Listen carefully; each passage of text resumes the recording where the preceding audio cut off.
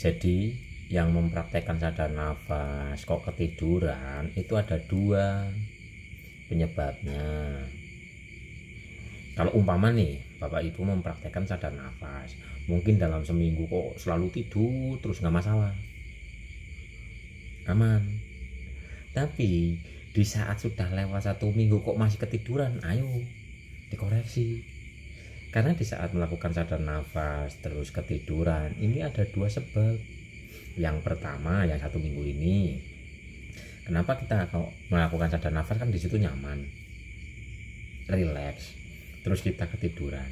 Nah, di saat kita sedang tidur, ini sedang terjadi regenerasi energi, regenerasi sel, memperbaiki dalam diri ini sel-sel rusak, sel-sel mati. Kan kalau dalam tidur itu sedang diperbaiki, sel rusak, sel mati di saat kita tidur itu diperbaiki, sel rusak diganti dengan sel yang baru. Itu kalau 1 minggu. Tapi kalau berminggu-minggu, apalagi berbulan-bulan melakukan sadar nafas kok selalu tidur, itu kelelahan pikiran.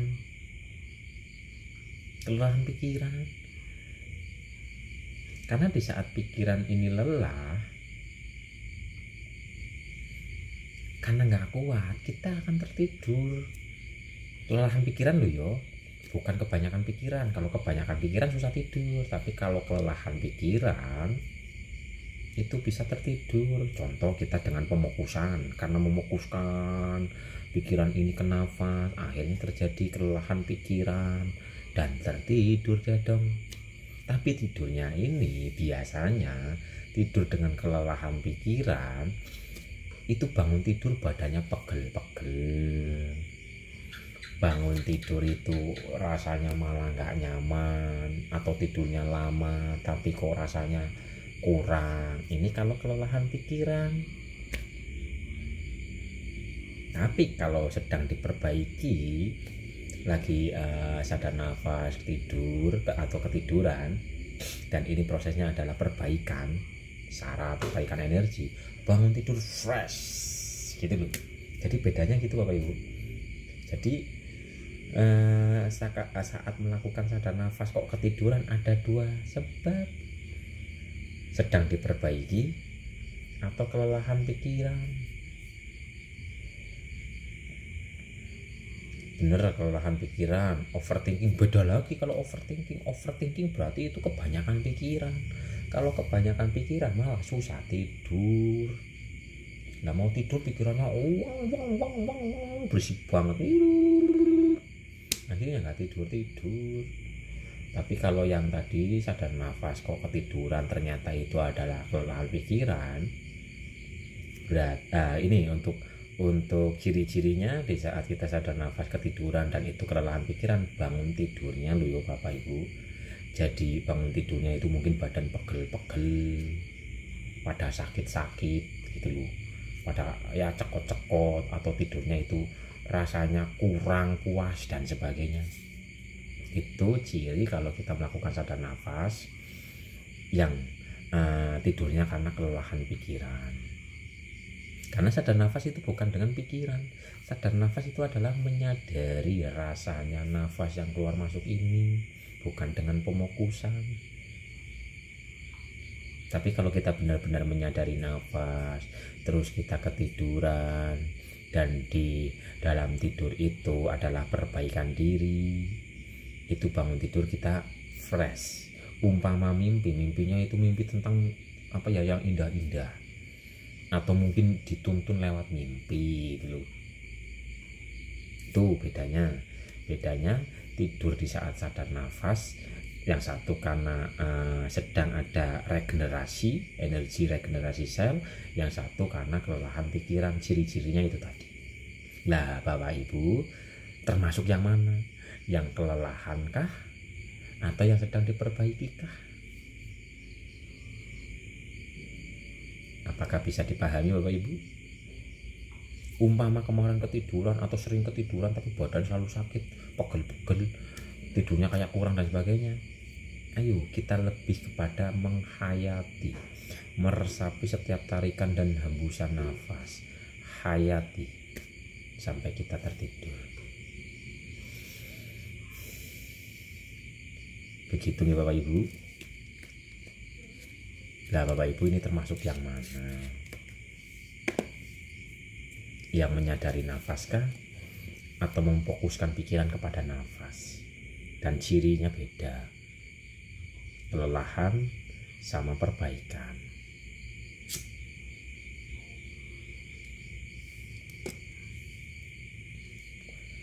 Dan di saat Bapak Ibu juga di saat menyadari nafas kok gerak-gerak, nari-nari kayak jurus dan sebagainya, umpama beberapa hari masih aman, tapi kalau berminggu-minggu bahkan berbulan-bulan atau bertahun-tahun praktek sadar nafas kok gerak-gerak badannya, ayo diperbaiki. Karena di saat kita sadar nafas kok gerak-gerak nggak karu-karuan dan sebagainya, sebenarnya kesadaran kita itu terjebak dalam pikiran kita sendiri. Jadi imajinasi kita itu terlalu kuat sehingga menggerakkan sel seolah-olah bergerak-gerak dan sebagainya. Lah yang pas di saat kita melakukan sadar nafas, benar-benar meresapi, menghayati nafas ini, yang ada tubuh kita akan tenang, tubuh kita akan rileks, kita akan merasakan tenang, damai.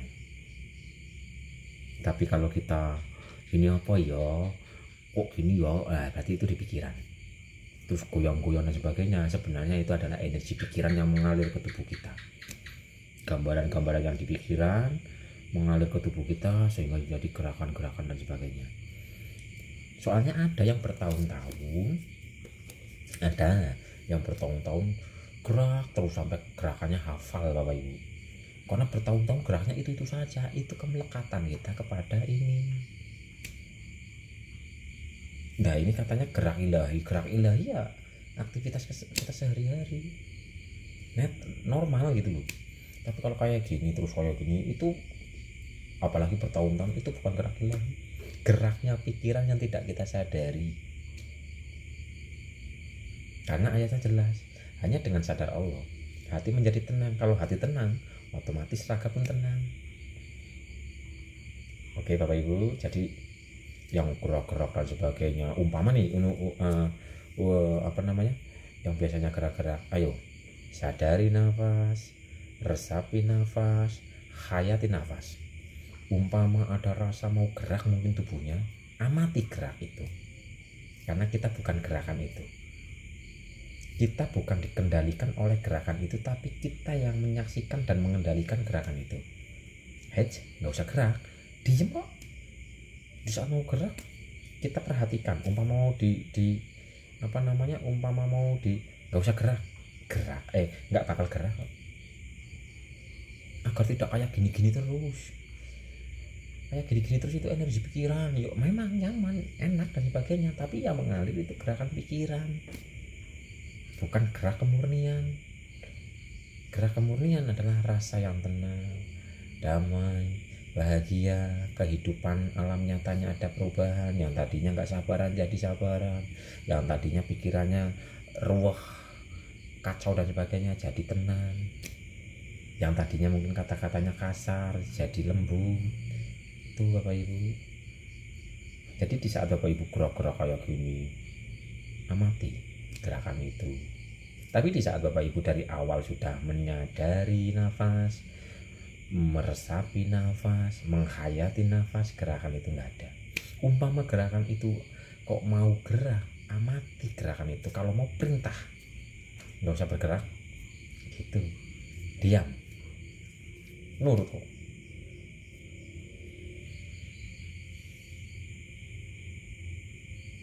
Bisa dipahami Bapak Ibu tuh. Karena kita zikir nafas, kita sadar nafas, itu ciri-ciri bahwa kita itu selaras dengan yang Tuhan kehendaki. Bukan masalah sensasi, bukan masalah pemandangannya, bukan, tapi Setelah kita rutin sadar nafas, rutin meditasi, rutin zikir nafas, apakah di dalam kehidupan nyata kita sehari-hari ada perubahan? Ya itu tadi, yang tadinya nggak sabaran jadi sabar, yang tadinya pikirannya ruwet jadi tenang, yang tadinya hatinya sering sedih, khawatir dan sebagainya ya jadi tenang. Jadi di saat kita MD berhasil dan tidaknya bukan seberapa banyak sensasi yang muncul, tapi seberapa rubah laku dalam kehidupan nyata kita. Semakin kita sering MD, membersihkan hati, menikmati kenyataan ini, maka semakin rubah kehidupan kita di alam nyata.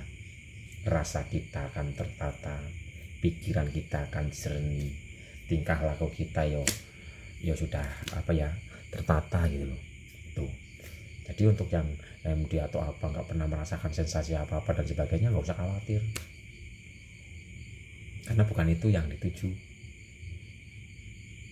Bukan sensasi. Yang dituju adalah, yang pertama adalah ketenangan, setelah ketenangan adalah keberserahan, dari keberserahan adalah mengenalnya, dari mengenalnya adalah tunggal dengannya, kembali kepada keutuhan kemurnian, dan ini akan teraplikasi dalam kehidupan nyata. Rasa kita akan tenang, pikiran kita akan jernih, kata-kata kita pun akan tertata. Gitu Bapak Ibu. Jadi bukan seberapa banyak sensasi. Jadi yang nggak pernah melihat sensasi apa-apa nggak usah minder. Karena bukan itu. Sekarang banyak sensasinya, kalau di situ malah jadi bangga diri, lah buat apa? Kalau hanya pengen melihat pemandangan-pemandangan doang, lihat TV aja, atau sekarang HP banyak kok, tinggal dibuka pemandangan gunung yang indah, pemandangan langit yang indah muncul di beranda. Umpama mau melihat cahaya yang warna-warni dan indah, muncul.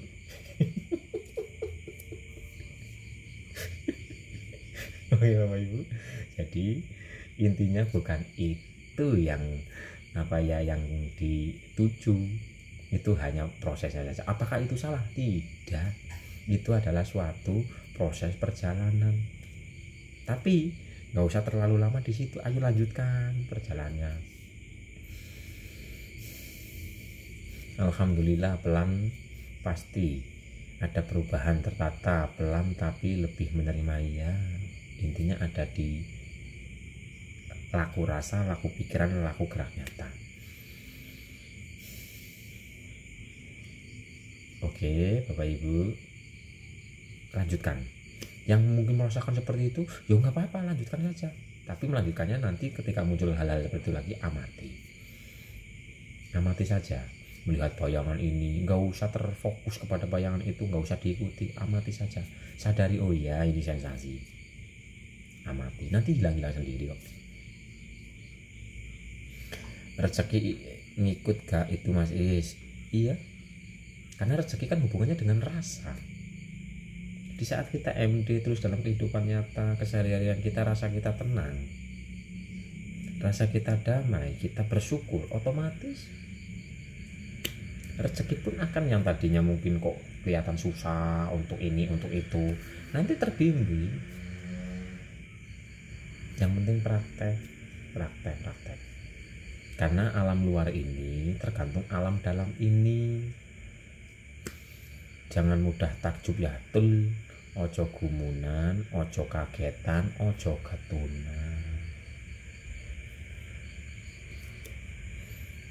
Asal rasa kita sudah tenang, perjalanan itu cepet kok. Cepet, pelan tapi pasti gitu maksudnya. Jadi perjalanan, umpama nih ada sesuatu apa, kita umpama lalai, cepet sadarnya gitu. Seperti laut lah. Laut kalau tenang, air kalau tenang, untuk perjalanan kapalnya cepat, maksudnya lebih aman gitu. Tapi kalau ombaknya besar, wah bisa guling, gelibet dan sebagainya. Iya, nikmati saja, jalani, nikmati dan bersyukurlah, karena kita semua digerakkan oleh Sang Maha.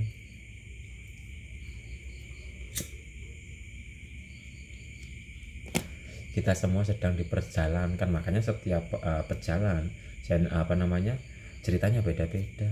Si A ceritanya beda dengan si B beda dengan si C, jadi nggak bisa disamaratakan. Setiap jiwa mempunyai alur kehidupannya masing-masing, alur rekam jejaknya masing-masing, jadi nggak bisa disamaratakan. Contoh tadi ada yang mengatakan sadar nafas paling lama katanya setengah jam. Apakah itu salahnya? Enggak, itu benar. Yang lainnya ada lagi yang bisa sampai mungkin 3 jam, ada yang sampai 7 jam. Nah yang 7 jam ini nggak bisa menyalahkan yang setengah jam ini. Yang setengah jam juga nggak bisa untuk yang seperti ini. Ya bisa, tapi berangsur-angsur gitu loh. Jadi semua itu ya nanti ujung-ujungnya ada sifat pemakluman. Tidak ada yang namanya pemaksaan. Saya kuat 7 jam, masa cuma 30 detik doang, 30 menit doang, apaan kayak gitu. Nah itu berarti kan kesombongan. Tapi yang kuat 7 jam ini dulu-dulunya latihan dari 10 menit, 20 menit, 30 menit, 1 jam, 2 jam, 3 jam dan sebagainya. Jadi semua berproses. Tetaplah jadi diri sendiri dengan prosesnya yang sedang dijalankan. Intinya jalankan, nikmati, dan bersyukurlah.